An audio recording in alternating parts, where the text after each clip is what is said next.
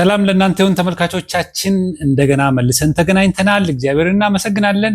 ባለፈው ሳምንት አንድ እንግዳ ወደ እናንተ ይዤላችሁ ቀርቤ ነበር። ጀነራል ጌታቸው ገዳሙ አገራቸውን ከንጉሱ ዘመን ጀምሮ ለረጅም ዘመን ኢትዮጵያን በውትድርና አገልግለዋል።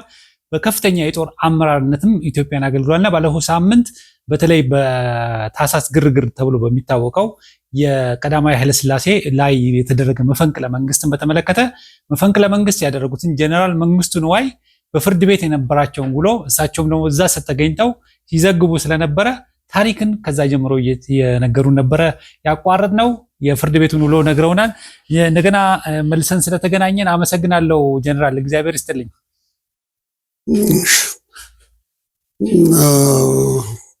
ጀነራል መንግስቱ ንዋይ ፍርድ ቤት ቀረቡ። ያው በፍርድ ቤት አካሄድ መሰረት መጀመሪያ የተጠየቁት ጠበቃ ታቆማለህ ወይስ ማታቆም ከሆነ መንግስት ይመድብልሃል የሚል ነው። እሳቸው ግን የለም እኔ ጠበቃ ከውጭ ሀገር አስመጣለሁኝ አሉ። አይሆንም አሏቸው። እንግዲህ ትልቁ ጀነራል መንግስቱ ብዙ የተናገሩባቸው ነገሮች እነዚህ ናቸው። የለም ከሀገር ውስጥ አሉ ጠበቆች ስም ዝርዝራቸው ይሰጥሃል፣ ከነዛ ስም ዝርዝሮች ውስጥ የምትመርጠውን ትመርጣለህ ተባሉ። ነገሩን አልተቀበሉትም። ያው ሄዱ፣ ስም ዝርዝር ተሰጣቸው፣ አልመረጡም። አንድ በጣም እንትን ያሉት የተነኩበት ቅር ያላቸው ዘመድ አለኝ ከሌ የሚባል አሉ። አሁን ስሙን አላስታውሰውም። ከሌ እሱ ይጠራልኝና መጥቶ ልንገረውና ጠበቃ ያዘጋጅልኛል ብለው ተናገሩ። አሁን ያ ሰውዬ ሲጠየቅ ዘመድ ነው ለሱ ጠበቃ ላቆም ነው እኔ ራሴ እፈረደዋለሁኝ ብሎ መልስ ሰጣቸው። በዚህ በጣም አዝነዋል። ከዛ አሁንም ተመለሱ። ጠበቃ ነው እኔ ስም ዝርዝሩ ደርሶኛል፣ ማንንም አልመርጥም፣ ከውጭ ነው ማስመጣው ይላሉ። የለም አይሆንም፣ እንግዳው ይግባኝ ይላሉ። ፍርድ ቤቱ ትክክል አይደለም ይግባኝ ይላሉ። ከሱ ሌላ ፍርድ ቤቱን ነው ተቃወሙ የሚል እንትን አለ። አሁን የሚናፈስ አለ። የለም ያልተቃወሙ ፍርድ ቤቱን የመሃል ዳኛውን ነው የተቃወሙት። የመሃል ዳኛው እኔ የተከሰስኩበት ጉዳይ አብሮ ስለሚነካው እሱ ዳኛ ሆኖ ሊቀመጥ አይገባውም ብሎ ክርክር አመጡ። ያንን ፍርድ ቤቱ አየና አይቻልም አላቸው፣ ከለከለ። ከዛ እንግዲህ ወጥተው ወደ ከፍተኛ ፍርድ ቤት ሄዱ ለጠበቃ ጥያቄ ብይን ለማግኘት። እዛ ቀርበውም አልሆነም፣ በየነባቸው። ከዚሁ ከሀገር ውስጥ ካሉት ጠበቆች መርጠህ እንዲከራከሩን ለማድረግ ትችላለህ ተባሉ። እሳቸው መርጠው ሳይሆን ፍርድ ቤቱ ሪኮሜንድ አደረጋቸው። አቶ ጌታሁን ሁነኛው የሚባሉ ጠበቃ እሱ እንዲከራከርልህ መድበንልሃል አሏቸው። አሁን ነገሩ አልጣማቸውም፣ አልተቀበሉትም። ከዛ በዚሁ በጠበቃው አማካኝነት ፍርድ ቤቱ ቀጠለ። አየ፣ ሰማ፣ ምስክሮች ሰማ። ከምስክሮች ውስጥ የማስታውሰው ራስ ምሩን ነው። ራስ ምሩ መጥተው መሰከሩ። ሲመሰክሩ የተናገሩት ቃል ጠራኝ፣ መጣሁኝ እና አንድ ክፍል ውስጥ እዚህ ቆዩ ብሎ አስገባኝ። እዛ ስገባ ጽጌ ዲቡን አገኘሁት። ጽጌ ዲቡ እዛ ብቻውን ቁጭ ብሎ ነበረ እና ሲያይኝ ብድግ አለና ሎሎይ እንደው ብቻውን ይሄ ሰውዬ እንደዚህ ሆኖ እንደው ጉዶን እኮ ምናምን ብሎ እንደው ተርበተበተብኝ አሉ። ብዙ ጮኻሉ። እረፍና ቁጭ በል ጦር ሰራዊት አይደለም ራሱ ነው መንግስቱ ነው ብዬ ስለው ጽጌ ዲቡ ምን ነው ጉድ ሰራን አደራ አስበላን ብሎ አለቀሳሉ። የራስ ምሩ ራሳቸው በቃላቸው የተናገሩት እና ባልዝም ባላልኩት በኋላ እኔን ደግሞ ከዛ አውጥተው አስታራቂ ብለው መድበውኝ እርቅ ከሰራዊቱ ጋር ለማድረግ መደቡኝ አሉ። አልተሳካም ሁሉም ነገር። ከዛ ቀረቡ። ያው ፍርድ ቤቱ ጠበቃውን መደበላቸው። በጠበቃው በአቶ ጌታውን ሁነኛውም ጠበቅና ፍርድ ቤቱ ቀጠለ። አሁን ጥያቄ አለኝ አሉ እንደገና። የቅድም እንዳልኩት የመሀል ዳኛውን አልስማማም አሉ።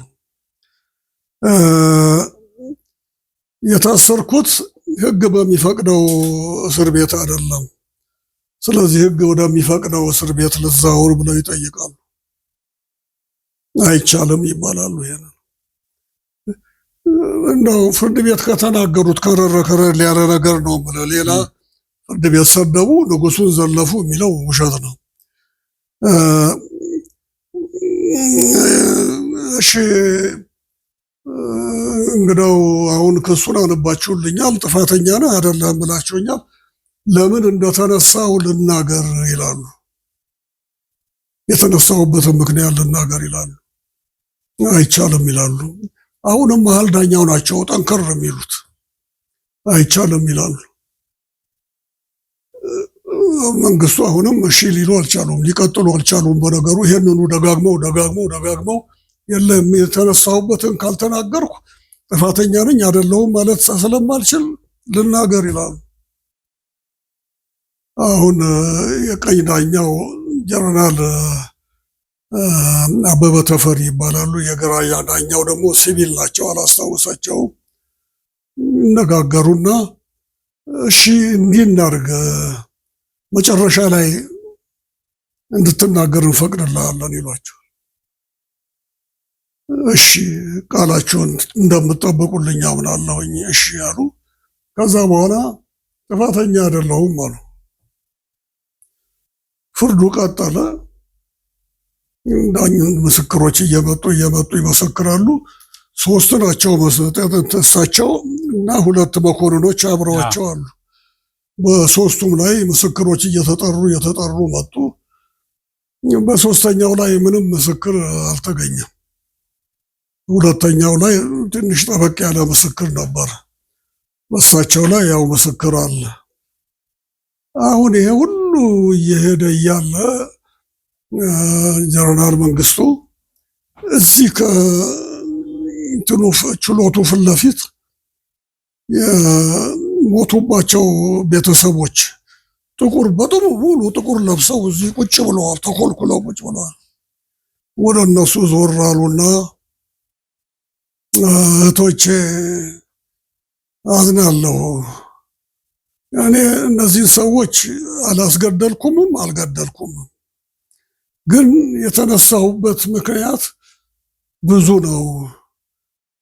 ያ ገፋፍቶኝ ነው የተነሳሁትና ይህን ጥቁር ስላስለበስኳችሁ አዝናለሁ፣ ይቅርታ። ጀነራል መንግስቱ እኔ አልገደልኩም አሉ እንዴ? ማለት እዛ አረንጓዴ ሳሎን ውስጥ 6 ኪሎ ቤተ መንግስት ማለት ነው። 6 ኪሎ ቤተ መንግስት አረንጓዴ ሳሎን ውስጥ የተገደሉት ባለስልጣናት የተገደሉባቸው እኮ ማን ነው የገደላቸው? ወለሱ እንግዲህ እዛ ፍርድ ቤት ከሰሙት ምስክርነት ማን ነው? እሳቸው አላስገደልኩምም አልገደልኩምም አሉ። ስለዚህ ማን እንደሆነ ማገደላቸው እዛ መገኘት ያስፈልጋል። ምስክር ከቀረቡት መካከል እገሌ ተኮሰ ብሎ የመሰከረ በክሱ የርክ እንደሆነ 2ኛው ተከሳሽ ላይ ነው ያ ግድያውም ጎልቶ የሚታየው። እኔ አሁን ከሌ ገደለ ከሌ አልገደለም። እንደው ፍርድ ቤት ከሰሙት አንጻር እዛ ምስክሮች ሲመሰክሩ እንግዲህ የጀነራል መንግስቱን ጉዳይ ከሆነ የምንነጋገረው እሳቸው አላስገደልኩምም አልገደልኩምም ነው ያሉት። በዚህ ነው የሚያልቀው። በጠቅላላው ሄድክ እንደሆነ 2ኛው ሻምበል ላይ ነው ምስክር እነዛን ሰዎች ገደለ የሚለው ነገር ያለው። አሁን እነሱን መጨረሻ ፍርድ ሲፈረድባቸው ዞር ብለው ዳኞቹ በጣም አመሰግናችኋለሁ፣ እኔም የምጠብቀው ይህንኑ ፍርድ ነው፣ ትክክል ነው የፈረዳችሁት። እኔ ጭንቀቴ ነበረኝ እነዚህን ሁለት መኮንኖች እኔም እንደው ግራና ቀኝ ይዤ ሄዳለሁ ብዬ ነበረ እና ለነሱም ስለሰጣችሁት ፍርድ አመሰግናችኋለሁ፣ እኔ ይግባኝ አልልም። ዞር ብለው ይግባኝ እንዳትሉ እናንተ አሏቸው። አላሉም። ግን አቃቢ ሕጉ ይግባኝ ብሎ በሁለተኛው ተከሳሽ ላይ የሞት ፍርድ አስፈረደበት መጨረሻ እንጂ እሳቸው እንዳትሉ ብለዋቸው ነበር። አሁን እንግዲህ ያው ፍርዱ ጸና። ሲሰሙ የተናገሩት ይሄንን ነው። ከተፈረደ በኋላ ነው እንግዲህ አሁን በገባችሁልኝ ቃል መሰረት የተነሳሁበትን ልናገር ብለው ጠየቁ። እንደው መንግስቱ ነዋይ ፍርድ ቤት የተናገሯቸውን ነገሮች ነው፣ ሌላ ሁሉ ውሸት ነው። እነዚህ ናቸው። አሁን እሱን ነግረውናል። አሁን ምን እንደተናገሩ መጨረሻ ላይ ባለፈው ሳምንት ላይ ነግረውናል። እርስዎ ከተፈረደ በኋላ አሁን ብዙ ጊዜ በታሪክ ብዙ መጽሐፍት ላይ የተጻፈው ምንድነው ጀነራል መንግስቱ ፍርድ ቤቱን እናንተ እንደዚህ እኔ ላይ ለመፍረድ እንደተጣደፋችሁት ለደሃው ህዝብ ብትፈርዱ ብለው ዘለፉ የሚለው ውሸት ነው ብለውኛል። ፍርዱን ማለት እናንተ ዳኞች እኔ ላይ ለመፍረድ እንደዚህ እንደተጣደፋችሁት ለደሃው ህዝብ ለምን አትፈርዱም ብለው ዘለፏቸው የሚለው ባለው እርስዎ እንደሚሉት እንግዲህ ውሸት ነው ማለት ነው። ውሸት ነው። ስለዚህ ከዛ በኋላ አሁን ያልኩ ነው እኮ ጀነራል መንግስቱ ከሀ እስከ ፐ የተናገሯቸው ነገሮች እነዚህ ናቸው። ለምን እንደተነሱ ዝርዝሩን ትንሽ አሁለተም ተናግሬያለሁ። ባለስልጣኖች ናቸው እንጂ ንጉሱ አይደሉም። እኔ ንጉሱን ልቃወም አልተነሳውም። ለጋብቻ ቀለበት ገዝተውም የሰጡኝ እሳቸው ናቸው እና ንጉሱ ላይ እኔ እንትን የለኝም። ከስር ያሉት ግን ህዝቡን በድለዋል። መሬት ሄደው ይጎበኙ ያው ይመጡና ያንን እንትን ይጽፉና አቅርበው ይሰጠኝ ይላሉ። በጋዜጣ ይወጣል። ያ ገበሬ ጋዜጣ ቀርቶ ምንም አይደርሰውም፣ አያይም። እዚህ አልቀረበም ተብሎ ብይኑ ለጠያቂው ይሰጥና ሄዶ መሬቱን ሲረከብ ያባረራቸዋል ሰዎቹ። ሲያባረራቸው እንደ መሬቴ እንዴት እቀማለሁ ብሎ አባወራው ለአቤቱታ አዲስ አበባ ይመጣል። አዲስ አበባ ሲመጣ ማረፊያ የለውም። እሳቸው እንደተናገሩት ድሮ በቤተ ክርስቲያን ነበረ መንገደኛውም ፍርድ ቤት ተከራካሪውም የሚያርፈው። እሱም በሙሉ በቁልፍ ከረቸም ነው፣ በየሜዳው ነው የሚያድረው ዛሬ ሰው። ይሄ ሰውዬ መጥቶ እንደዚህ ሜዳ ላይ እያደረ ፍርድ ቤት ቀረበ፣ የሚሰማ ወጣ። መጨረሻ ላይ መንገድ አዳሪዎች ይሰብሰቡና ወርቅ ማዕድን ይሄዱ ተብሎ ታፍሶ ወርቅ ማዕድን ይሄዳል። እሱን ነግረውናል ባለፈው ሳምንት። ከዛ በኋላ ባለቤቱ ትመጣለች። እሷ ባለቤቴ እያለ ትዞር ሲያቅታት ያኔ ደጃችሁ ምን በመንገዱ ሁሉ ቀይ መብራት ቢጫ መብራት ነው የጭብጨባ ሴተኛ ዳሪ በይፋ ነው ያለውና እዛ ያገኟታል። እዛ ሴተኛ ዳሪ ውስጥ ገባና ሴተኛ ዳሪ ሆና ትቀራለች። እንደዚህ የሆነ ነው። ሌላው ጃንሆይ ለእርሻ ስራ ልማት መስፋፋት ብለው ውጪ ሄደው ብዙ ትራክተሮች አስመጡዋል። ያን ትራክተር በሩ ለገበሬው ስጡ፣ አስተምሩና ስጡት ብለው ትእዛዝ ሰጡ። በሙሉ ባለስልጣኖቹ ተከፋፍለው የራሳቸውን መሬት ያለሙ ነበረ እና እንደዚህ ያሉ ናቸው ያቀረቧቸው። መጨረሻ ላይ እኔ ሁሉንም ማስታወስ አልችልም። ሌላው ፍርድ ከተፈረደባቸው በኋላ ሞት ፍርድ ተፈረደባቸውና ተክለ ሃይማኖት አደባባይ ነው አይደል የተሰቀሉት? ያን ጊዜ አንድ ፎቶግራፍ አለ። ሁለት ሰው ነው የተሰቀለው እና ግርማሜ ከሞተ ቆይቷል እና እሳቸውና ግርማሜ ነው ወይስ ምንድነው? ያ እንዴት ነበሩ እዛ ቦታ ላይ? ተክለ ሃይማኖት የሰቀሉት መንግስቱ ንዋይ ብቻ ናቸው ነበሩ። እርሶ እዛ ነበሩ? እኔ ነበርኩ።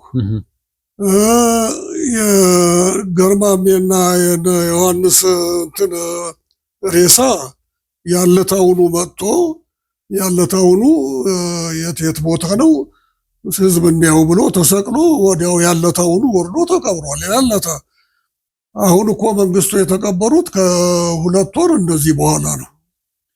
መጀመሪያ ልክ እንደሞቱ ጀነራል መንግስቱ እንደተያዙ የግርማሜ እና የጓደኛቸው ሬሳ ተሰቅሎ ነበረ በአደባባይ። ከዛ እንዳመጡ ሰቅለዋቸዋል። ሰው ህዝቡ እንዲያይ ብለው ነው። ግን ወደ አውርደው እንትን ብለዋቸዋል። ግን እዛ አይደለም። የት ነው? መንግስቱ ብቻቸውን ተክለ ሃይማኖት ብቻቸውን ነው የተቀበሩት። ሌላ ሰው አብሯቸው የተሰቀለ የለም። እና ከዛ እንግዲህ ሬሳው ያው 12 ሰዓት ነው ይወርዳል። ወዴት እንደሄደ አይታወቅም። ግን እኔና አንድ ጓደኛዬ አሁን በህይወት የለም፣ እስቲ ይህን መንግስቱ የተቀበረበትን መቃብር እንፈልግ፣ ዮሴፍ ይሆናል ብለን ዮሴፍ ሄድን። ስንሄድ ዮሴፍ ክፍት ነው ድሮ። አሁን በር ላይ ዘበኛው አትገቡም ማለት፣ በሩም ተዘግቷል። አሁን ይህን ታገኘን፣ እዚህ ነው እንግዳ የተቀበረው።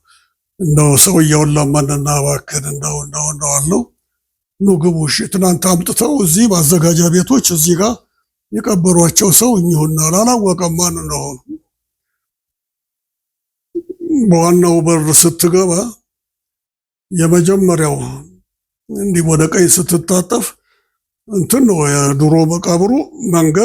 መቃብር መንገድ ነው። እቺ መንገድ አለች፣ እዚህ ጋር አጥር ነው። አጥሩና መንገዱ እዚህ ሆኖ ከመንገዱ እዚህ ጋር 1 2 3ኛው አዲስ መቃብር ነው።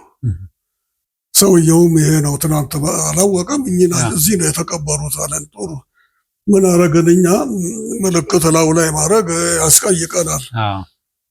ፊት ለፊቱ ላይ እዚህ ጋር አጥሩ ግንብ ላይ በድንጋይ ፋቅንና እንደ መስቀል ነገር አረግን። እንደው ጊዜ ተገኝቶ ወይ ወጥቶ ለክብር ይበቃ እንደው ብለን ነው እኛ ያደረግነው።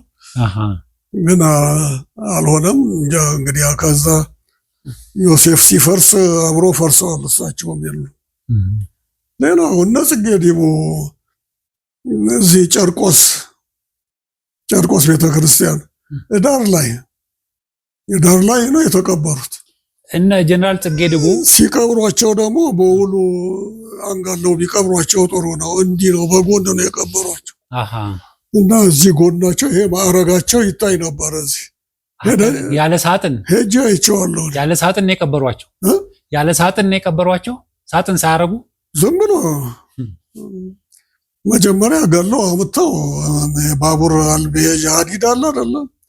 እዛ ላይ ጥለዋቸው ይጫወቱባቸው ነበረ። እንዲህ ጢማቸውን እንዲህ እያረጉ በጣም መጥፎ ጨካኝ ሰዎች አሉ። በጣም ባለጌ ሰዎች። ጀነራል ጽጌ ዲቦ መፈንቅለ መንግስት ውስጥ የሉበትም አይደለም እንዴ? ጀነራል ጽጌ ዲቦ መፈንቅለ መንግስት ውስጥ የሉበትም አይደለም እንዴ? እንደ ራስ ምሩ አነጋገር የሉም ነው የምለው። ግን በኋላ ተስማምተው እንግዲህ ገብተው እንደሆነ አናውቅም። የሞቱት ደግሞ ከማንም በፊት ነው እኮ። ከዛ ከ60ዎቹ ቮልክስዋገን ውስጥ ቤተ መንግስት ውስጥ ከተገደሉት ጋር አይደለም፣ ቀደም ብለው ነው። ለምን ቀደም ብሎ ተገደሉ?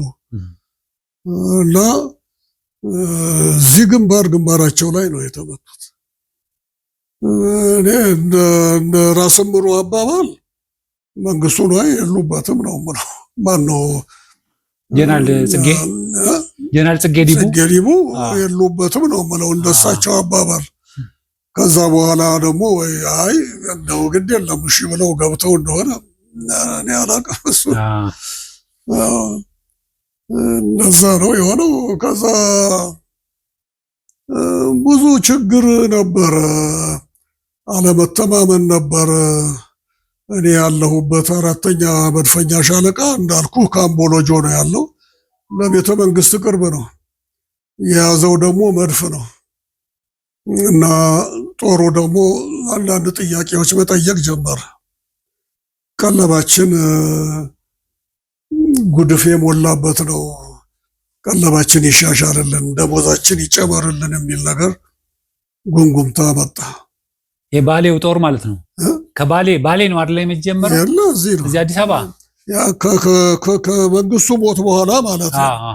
መንግስቱ የታሰሩት እኛ ግቢ ውስጥ ነበር። ከመንግስቱ ሞት በኋላ ጦሩ ጉምጉምታ ፈጠረ። ነገሩ ያ ነው። ግን ሽፋን አድርገው ቀለባችን ጉድፍ ብቻ ነው፣ ደሞዝ አነሰን ምናምን የሚል ነገር ያመጡ። አሁን መኮንኖችን እየመረጡ የመድፈኛ ክፍሎች አሉ፣ አዲግራትና 2 ማነው ምስራቅ፣ እዛ አዛወሩን የተወሰኑ መኮንኖች። እኔ ሀረር ነው የተዛወርኩት፣ ሌሎቹ አዲግራት ተዛወሩ። ይህም አባሰ እንጂ አላሻለም። ይሄ ጦር ከዚህ መነሳት አለበት ተባለ። መነሳት አለበት ሲባል ለአዛዡ ይነገራቸዋል። ምንድን ነው የምታደርገው? ጦሩን ወደ ጅማ እንድታጓጉዝ እንፈልጋለን ይሏል። አይተው፣ እኔ ዘዴ ያለኝ ሁልጊዜ ልምምድ እንወጣለን መድፍ እየጎተትን። ምክንያቱም እዛ ሜዳ ስለሌለ ወደ ሜዳ ወደ ውጭ እንወጣለን ሁልጊዜ። እንዲህ ፕሮግራም ወጣና የመስክ ልምምድ ተብሎ ተጻፈ። ጦሩ ይዘጋጃል። ለዛ ለ2 ቀን ለ3 ቀን ይዘጋጃል። ስንቅ ምናምን ይይዛል። ወጣ ጦሩ። ድሮ የምንሄደው በዚህ ወደ ምስራቅ ነው፣ ወደ ቆቃ እነዚህ ነው። አሁን ወደ ጅማ መንገድ ቀጠለ ጦሩ። አልገባውም ጦሩ ዝም ብሎ ይሄዳል። ሄዶ ግቤ ድልድይ ላይ ሲደርሱ ልክ ግቤን ድልድይ እንደተሻገሩ በሞተር ብስክሌት የሚመጡ ፖሊሶች ምን እዛ ሌላ ጦር ቁጭ ብሏል። ምንድን ነው? በቃ ጅማ ነው የምንሄደው። ምንም ማድረግ አይችልም። ጅማ ሄደ፣ እዛ ሰፈረ፣ እዛ እንዲቀመጥ ተደረገ። 4ኛ መድፈኛ ሻለቃ ይባላል። ከዛ እንግዲህ ያለው ሁኔታ ጦር ውስጥ አለ ስሜት፣ እንቅስቃሴ፣ አንዳንድ እንቅስቃሴ እየቀጠለ ሄዶ ያው 66 ላይ ደረስን።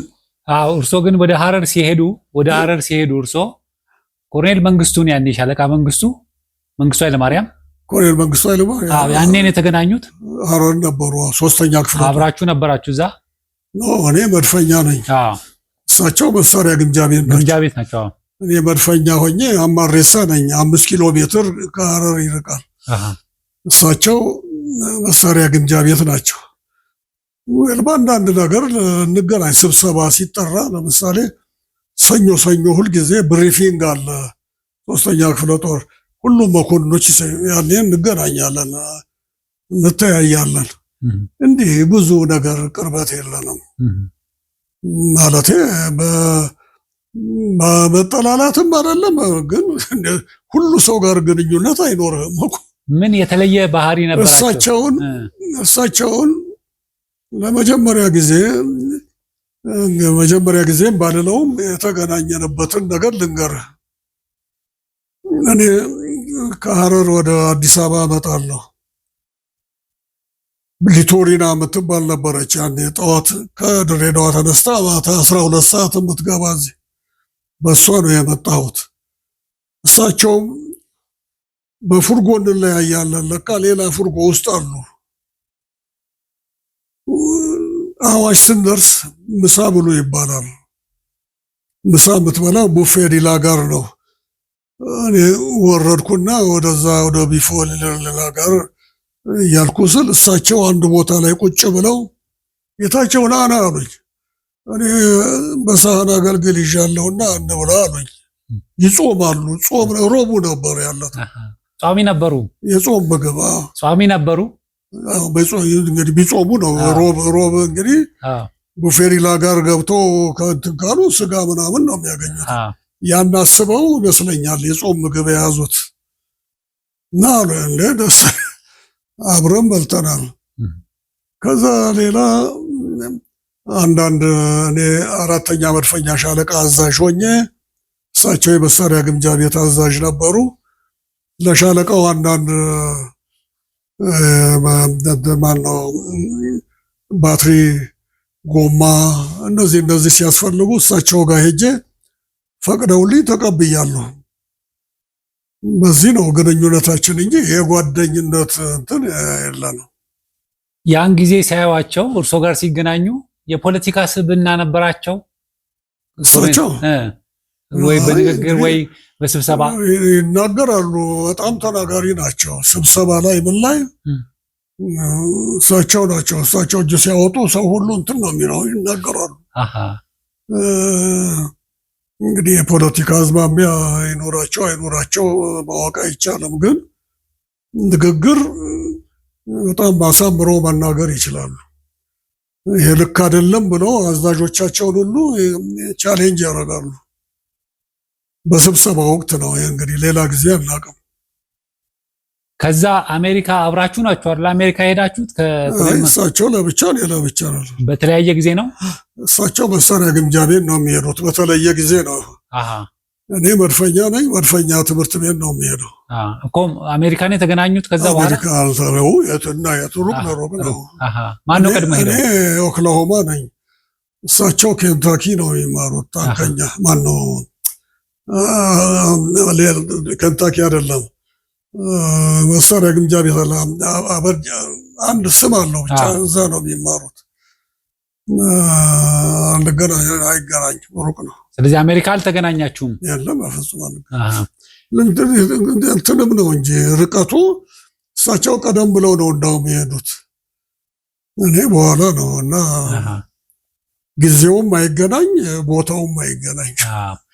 እሺ፣ እንግዲህ አሁን ባለፈው ወደ አቋረጥነው ነጥብ መጣን። አሜሪካ ሄደው ነው ወንጌል የሰሙትና ያንን እየነገሩን ነግረውናል። ከዛ የሚቀጥለውን ንገሩን። አሁን እንደተናገርኩት ነው እሱ። እሱን ይነግሩናል። እኔ እንግዲህ እንዳልኩት የተማርኩት በቤተ ክህነት ነው። ትምህርቴ የቤተ ክህነት ነው። እስከ ዲቁና መቀበል ድረስ ደርሻለሁኝ። አሁን የምከታተለው ነገር ሁሉ የተቀረጽኩት በዛ ነው። ትምህርት ቤትም እንዳልኩ ግብረ ገብነት ትምህርት፣ የሃይማኖት ትምህርት ስለሚሰጥ በዛ ነው የተቀረጽኩት። ከዛ ሌላ አባቴ ወታደር ስለሆነ ካምፕ ውስጥ ነው ያደግኩት። ካምፕ ውስጥ ማደግ ማለት እናት አባትህ ብቻ አይደሉም የሚቆጣጠሩ። እዛ ካምፕ ውስጥ ያለ ታላቅ የሆነ ሁሉ ተው ይልሃል፣ ይሄን አታርግ ይልሃል። ከዛ በላይ ህብረተሰቡ ውጪ መንገድ ላይ ቢያገኝህ ካጠፋ ይቆነጥጣል፣ እንዲህ አታርግ ይልሃል። እና በዛ ሁኔታ ነው ያደግኩትና መንፈሳዊነትን አጠብቃለሁኝ። ቤተ ክርስቲያን ሄዳለሁ። ዳዊት አለኝ፣ ሄጄ ዳዊት ደግማለሁ። በጸሎት በእነዚህ በድርሳኖች በመልኮች እጸልያለሁ፣ እጾማለሁ። በፊት እዚህ ላይ እያለሁ ነው አሜሪካን የሄድኩት። አሜሪካን ሲሄድ እስቲ ከዚህ በኋላ አሜሪካ ሄደው ደግሞ ያለውን በደንብ ባለፈው ከነገሩን ተጨማሪ ይነግሩናል። እረፍት አድርገን እንመለሳለን። እረፍት እናደርጋለን። ተመልካቾቻችን የዝግጅታችን እንግዲህ አጋማሽ ላይ ደርሰናል። የዛሬ እንግዳችን ጀነራል ጌታቸው ገዳሙ ናቸው። የህይወት ታሪካቸውን እየነገሩን ይገኛሉ። የኢትዮጵያም ታሪክ የራሳቸውም ታሪክ ነውና ብዙ ታሪክ ስላለ ገና ብዙ የሚነግሩን ነገር አለ። አብራችሁን ቆዩ። እረፍት አድርገን እንመለሳለን።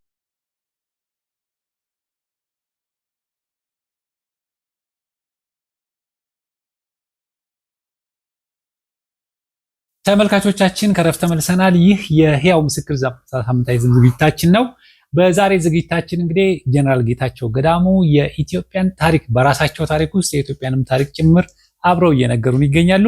እንግዲህ ባለፈው ዝግጅታችን በክፍል 1 ዝግጅት ማለት ነው ጌታን እንዴት እንደተቀበሉ አሜሪካን ሀገር ሄደው ወንጌል እንደሰሙ ነግረውን ነበረ።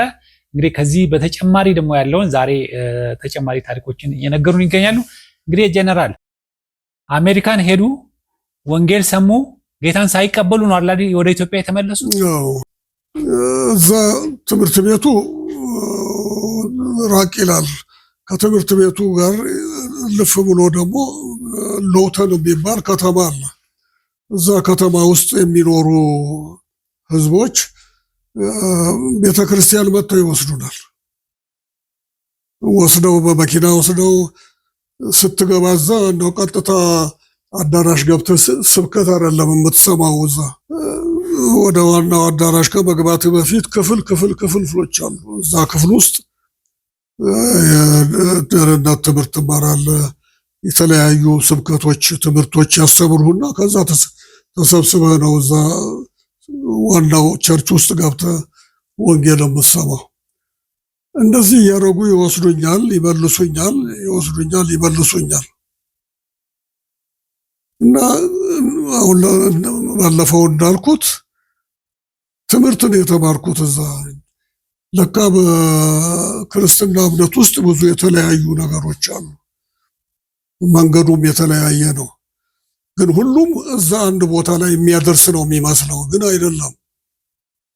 ሕይወት ኢየሱስ የተናገረው መንገድም እውነትም ሕይወትም እኔ ነኝ፣ በሩ እኔ ነኝ አለ። በሱ በኩል መሄድ ነው። ያንን ልቤ ውስጥ ይዣለሁ። ያም ቢሆን እዛ እንድቀበል ጌታን ይፈልጉ ነበረ። እንትን አልመጣልኝም። ጊዜው ስላልሆነ ነው።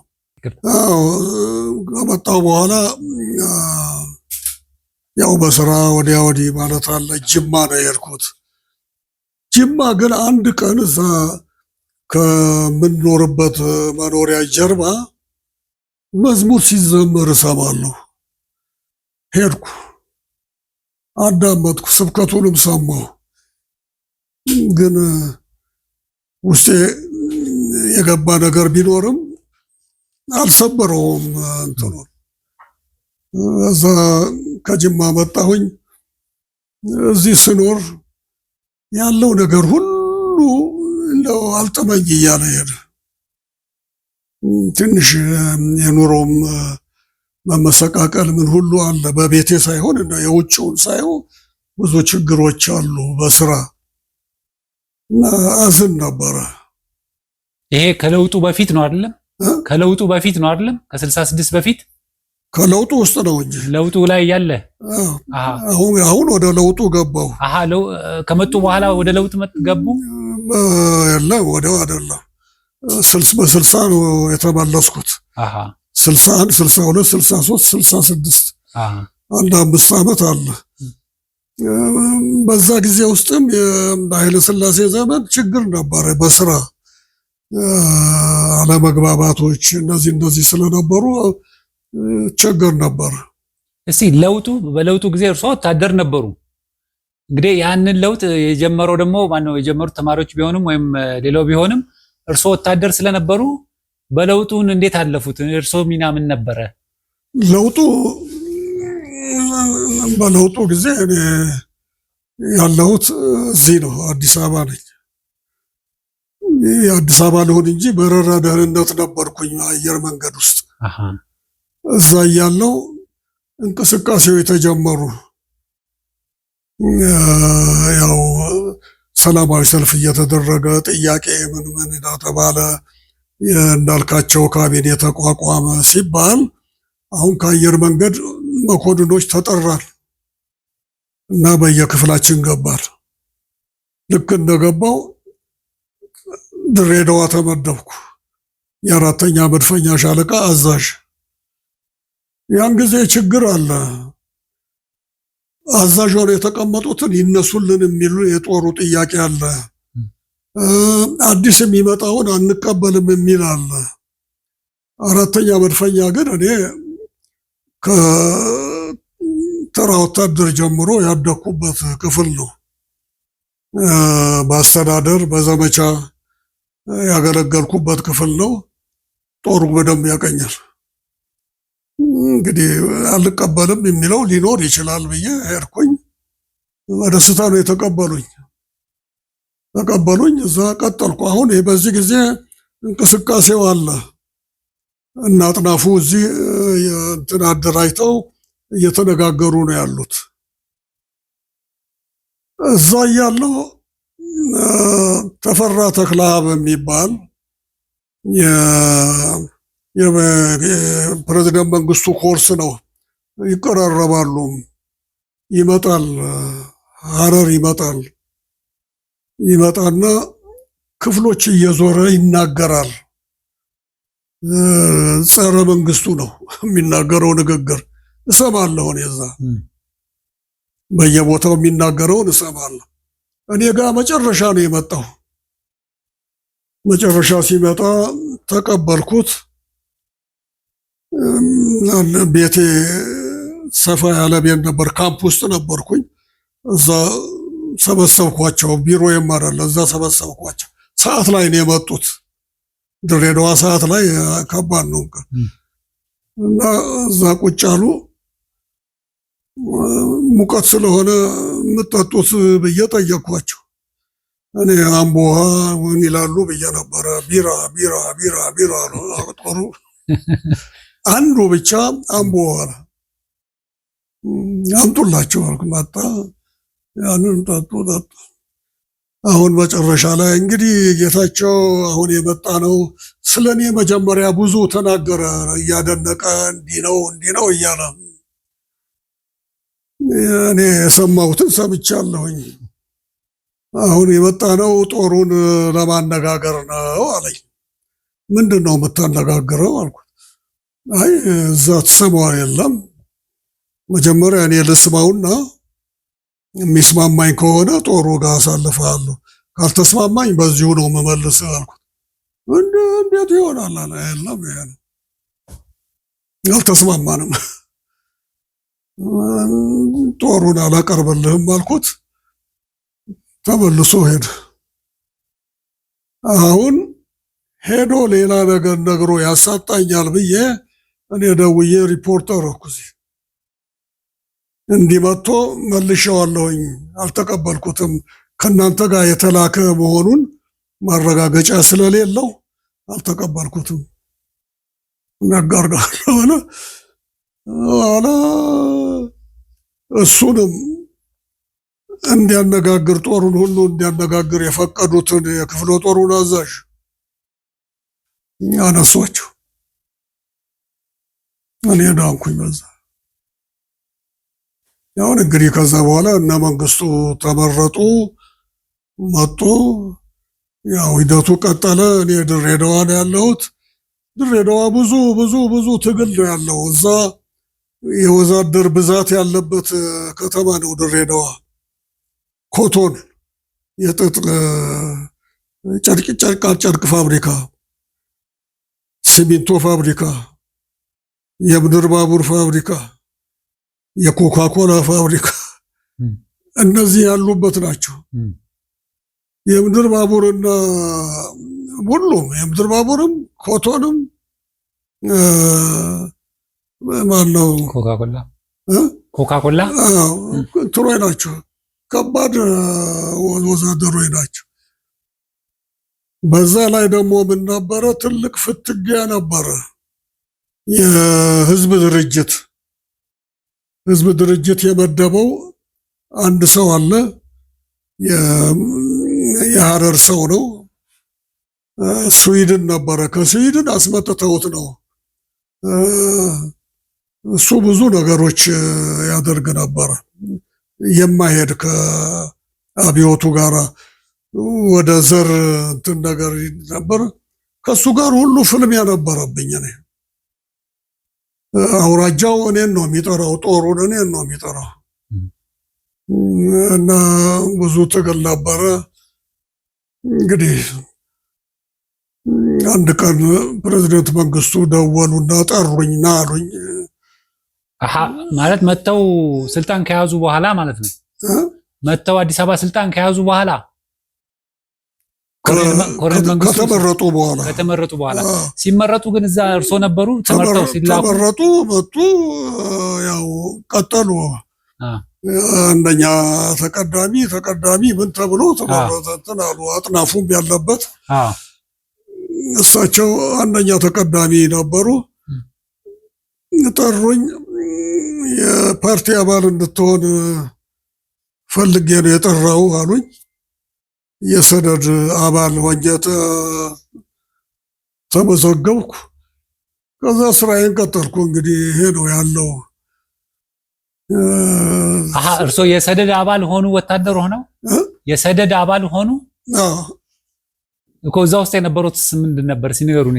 የሰደድ አባል ያው የፓርቲ አባል ነው የምትሆነው። ሌላ ማዕረጎት ምን ነበር ያኔ? ሌተና ኮሎኔል። ኮሎኔል ደርሰው ነበረ።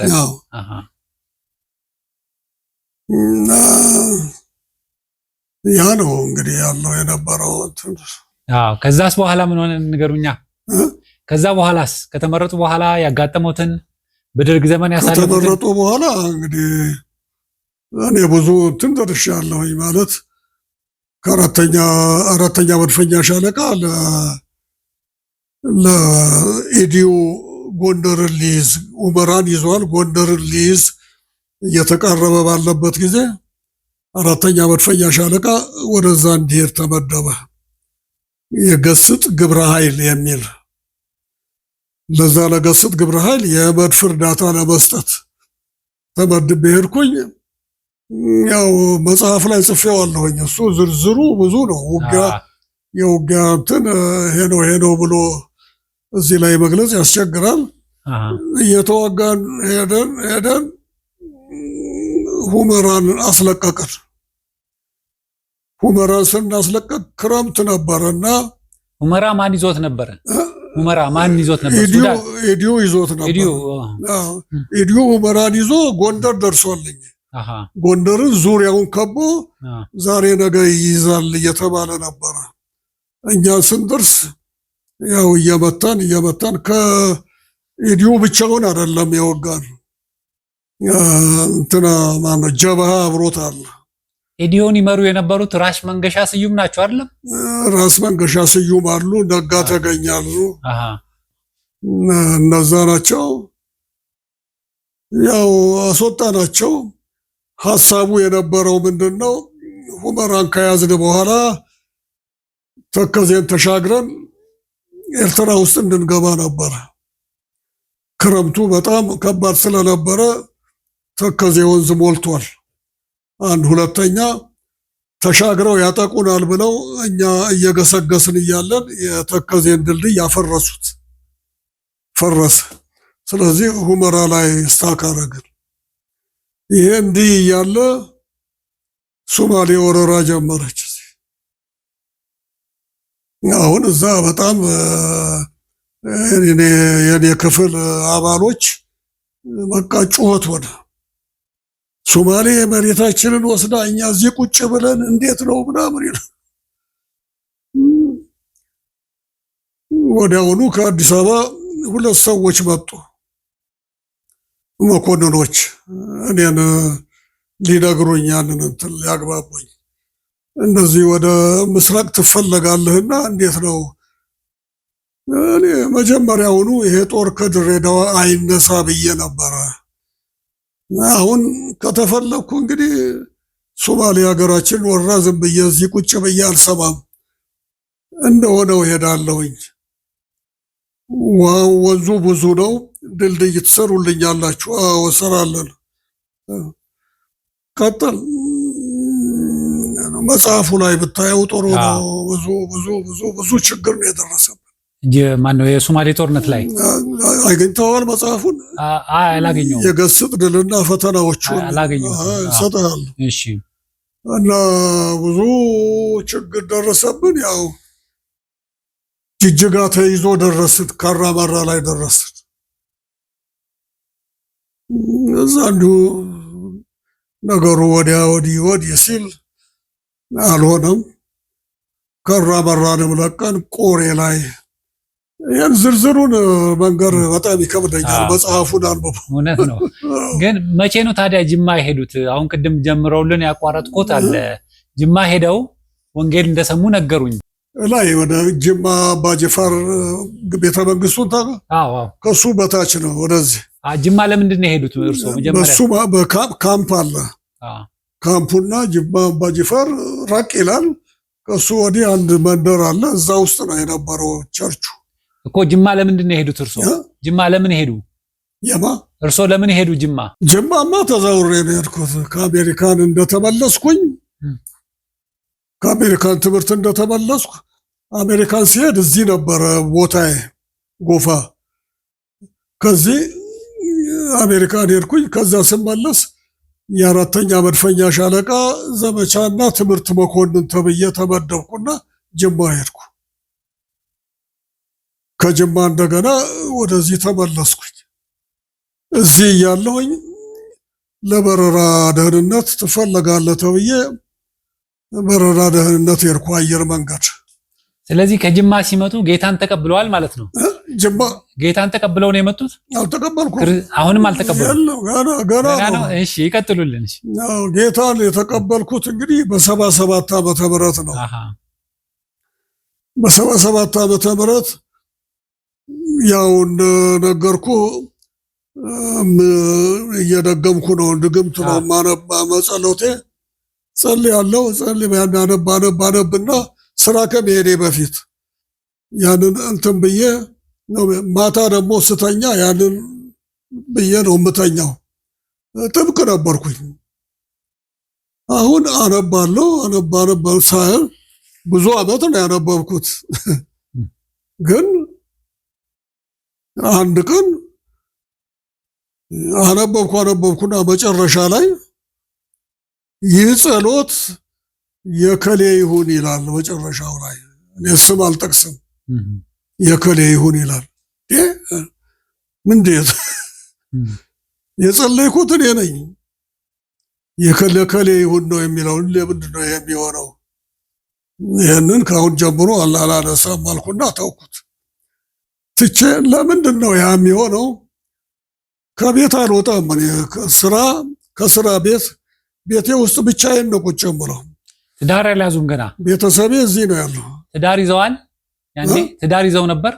ልጆች ትዳር አለ። ቤተሰቤ እዚህ ነው። እዚህ ቤት ውስጥ አሉ ልጆችም ባለቤቴም። አልወሰድኩም። ለምን ልጆችን ሁልጊዜ በተዛወርኩ ቁጥር ከትምህርት እያፈናቀልኩ ነው የምወስደውና አልፈለኩም። እዚሁ እንዲቆዩ አደረኩኝ። አሁን እሱን ተውኩና መዝሙረ ዳዊትን እንደ ጸሎት አድርጌ እሱን አነባለሁ። እሱ ውስጥ ደግሞ አንዳንዱ ጋር ስትሄድ መርገም ነው ያለው እና እንዲህ ቁጭ ብዬ እያለሁኝ፣ ምክንያቱም መንግስቱ ስልክ ይደውላሉ፣ ብዙ ጊዜ ይደውሉና ቤት ካጡ ጥሩ አይደለም። እኔ ደግሞ የትም የሚሄድበት የለም፣ ቤቴ ነው ቁጭ የምለው። ግፋ ቢል እናቴ ላይ ያለች፣ እሷን ሄጄ ጠይቄ እመጣለሁ እንጂ አልወጣም። እዛ ቁጭ ብዬ ቆይ እስቲ ስልክ ልደውል አልኩና ስልኩን ብድግ አድርጌ ጆሮዬ ላይ ሳረገው ድምፅ ይሰማል፣ ንግግር ይሰማል። ንግግሩ የወንጌል ነው። አንዷ ሴት ለሌላዋ ሴት ትመሰክርላታለች። ጌታ እንዲህ ነው፣ ጌታ አዳኝ ነው፣ ይሄ ነው እያለች ከመጽሐፍ ቅዱስ እየጠቀሰች ታነብላታለች። ቀደም ብለው ተነጋግረዋል። እንግዲህ አሁን ያንን ለማጠንከር እየነገረቻት አይ ጥሩ ነው እሺ በይ፣ እንግዳው ያኔ በየቤቱ ነው አገልግሎት ያለውና እከሌ ቤት ስለሆነ ያለው አገልግሎት በዚህ ሰዓት እዛ እንገናኝ ትላታለች። እሺ እመጣለሁኝ እሺ እያለች ስትል ኧረ እባካችሁ ይሄ ነገር ለእኔም ያስፈልገኛል። ድምፁን ሲሰሙ ዘጉት። ያ አሁንም ውስጥ የቀረ ከአሜሪካን ከሰማሁት ጋራ አሁን ካለብኝ ሁኔታ ጋር ሳየው ተስማማኝ። ፈቃድ ተቀበልኩና መጣሁ። አንድ ጓደኛ አለኝ፣ ክርስቲያን ነው፣ ጀነራል ነው። ጠራሁት። እኔ በቃ እንደዚህ እንደዚህ ይፈልጋለሁኝ ሰዎች ጥራልኝ አልኩት። እንደ አለ ፓስተር፣ ስሙን ረሳሁት አሁን። ፓስተር አንድ እህት ደግሞ አለች፣ በጣም ጠንካራ የሆነች እህት። እሱ ሆነው መጡ። እዚህ ቤት መጡ። ቃል ተነገረ። ምናለ እና ጥሩ ነው እንግዲህ ጌታን ትቀበላለህ? ያው እንደዚህ በል እሺ፣ እንደዚህ ጥሩ ነው እንግዲህ የደህንነት ትምህርት ትማርና ትጠመቃል። እኔ አሁን ነው መጠመቅ ምፈልግ። አሁን ልጄ አብራኝ ነበረች እዚህ አንዷ ሴትዋ ልጄ፣ እኔም ከአባቴ ጋር እጠመቃለሁ አለች። ታዲያ ምን ይሁን? ያ ጓደኛዬ ቤቱ እንትን ነው፣ ቦሌ ነው፣ ገንዳ አለ ቤቱ። እንሂድ አለ። ሄድን። ገንዳ ተሞላ፣ ተጠመቅን። በዚህ ነው እንግዲህ እንትን ያልኩ። አሁን እኔ የደህንነት ትምህርት ራሱ ነው ያስተማረኝ። እንዴት ብትል ልክ በቃ ከተጠመቅኩ በኋላ ውስጤ ሌላ ነው፣ ከላይም የሚሰማኝ ሌላ ነው። እዘምራለሁ፣ ሁል ጊዜ እዘምራለሁ። ጓደኞቼ ምንድን ነው የምትለው ይሉኝ። በዛን ዘመን የነበረች ጥሩ መዝሙር ነበረች። ዓይኔን ክፈትና ክብርህን አሳየኝ የምትል መዝሙር ሰምታት እንደሆነ አላውቅም። እሷን ነው የምዘምረው ብዙ ጊዜ። ዓይኔን ትላለህ ምንድን እና በዛ እያለው ሊያጠነክረኝ ሲፈልግ ምንድን ነው ያደረገው? ኮሎኔል ክፍሌ የሚባል የአየር ኃይል መኮንን ክርስቲያን ነው። ባለቤቱም በጣም ጎበዝ ክርስቲያን ነች። እሱ ቤት ነው እየተሰበሰብን የምናመልከው። አምልኮ አለ ተባልኩና ሄድኩ። እዛ ሲሄድ የሚያገለግለን ፓስተር ዘግይቷል፣ እሱ እስኪመጣ ድረስ እንንበርከክ ይባልና እንንበረከካለን። እዛ ተንበርክከን እንዲህ ፎቴ ላይ ነው ተንበርክከን ድምፅ እሰማለሁ። እኔ አላቅም። ያኔ ድምፅ ይሰማል፣ ትንቢት ይነገራል፣ በልሳን ይነገራል። እኔ አልሰማሁም፣ አላቅም። ዝም አልኩ። እኔ ነኝ የተናገርኩት። ተነስ ይለኛል። ይሄን ሲለኝ እኔ አይደለሁም፣ ብድግ አደረገኝ ራሱ። ተነሳሁና ፊቴን እንዲህ ስዞር እዚህ ጋር ሌሎች ሁለት ሴቶች ግራና ቀኝ ተንበርክከዋል። ሌሎቹም እዚህ ጌታ እንዲህ አለኝ። ምንድን ነው ነገሩ?